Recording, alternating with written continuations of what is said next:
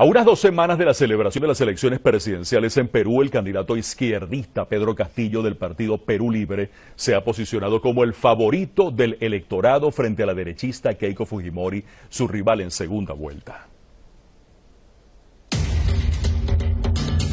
Según la última encuesta realizada por Datum, Castillo ha incrementado levemente su ventaja. El estudio señala que el 45,5% votaría a favor de Castillo y el 40,1% a favor de Fujimori.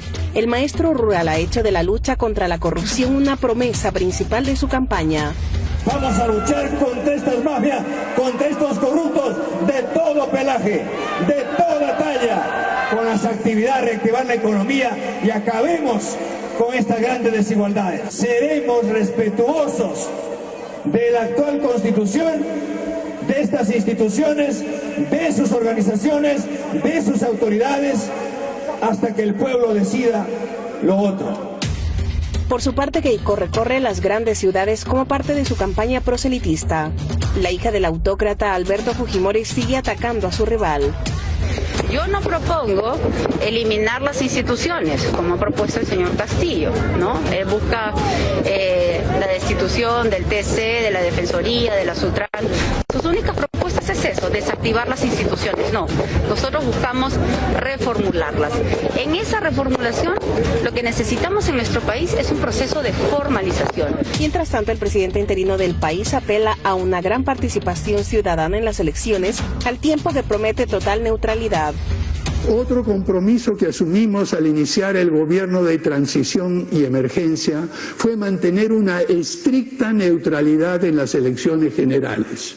Invito a toda la ciudadanía a votar en la segunda vuelta electoral, a respetar escrupulosamente los resultados y a acatar la voluntad del pueblo expresada en las urnas. Los peruanos votarán el domingo 6 de junio entre el reformismo de Castillo y el continuismo de Fujimori. Castillo busca reemplazar la constitución actual por una de carácter más social, que además permita la nacionalización de recursos naturales. A su vez, Keiko apuesta por una economía libre e inversión privada. Si ella es electa, eludiría durante su mandato un juicio por delitos de corrupción y lavado de activos, por el que la Fiscalía, que ya terminó la instrucción, pide 30 años de prisión. Análisis en estado puro aquí en El Porqué de las Noticias. Le damos la más cordial bienvenida a Ramiro Lizondo Díaz, analista internacional directamente desde La Paz. Ramiro, gracias por aceptar la invitación. ¿Qué tan creíbles resultan estas últimas encuestas que se están dando a conocer en referencia al balotaje en Perú? Te hago esta pregunta porque las encuestas últimamente no están resultando muy asertivas, que digamos. De hecho, en el mismo Perú, Ramiro, nadie daba nada por Castillo en primera vuelta y terminó en el primer lugar. ¿Crees firmemente en que Pedro Castillo será el próximo presidente de Perú, sí o no? ¿Por qué? Bienvenido.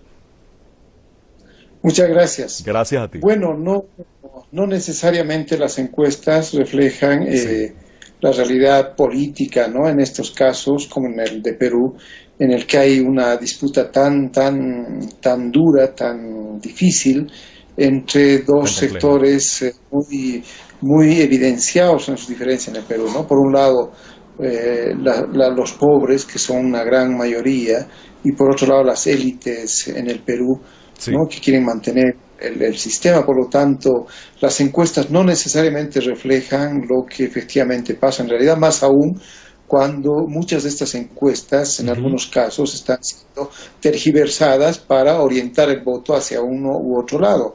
Entonces, no son muy creíbles las encuestas. En todo caso, las encuestas, todas las encuestas, la mayoría de las encuestas, le dan una mayoría a Pedro Castillo, ¿no? Entonces Castillo estaría por encima de Fujimori en todas las encuestas. Si bien no son muy confiables, en todo caso, yo diría que expresan también un poco la realidad de ese Perú tan confrontado en estos momentos.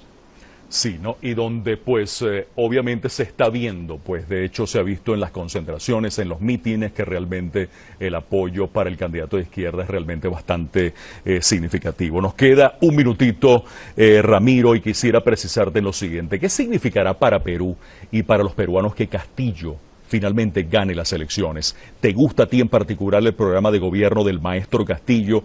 ¿Qué piensas de la necesidad de una constituyente a las primeras de cambio tal y como él la propone?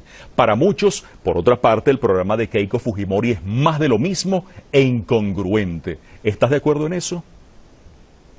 Sí, yo creo que la necesidad de revisar el contrato social en Perú es urgente. Sí. Por eso está planteando Castillo la necesidad de una asamblea constituyente. Recordemos que en Chile hasta octubre de 2019 era imposible hablar de asamblea constituyente y se acaban de elegir constituyentes para la Convención Constitucional en Chile.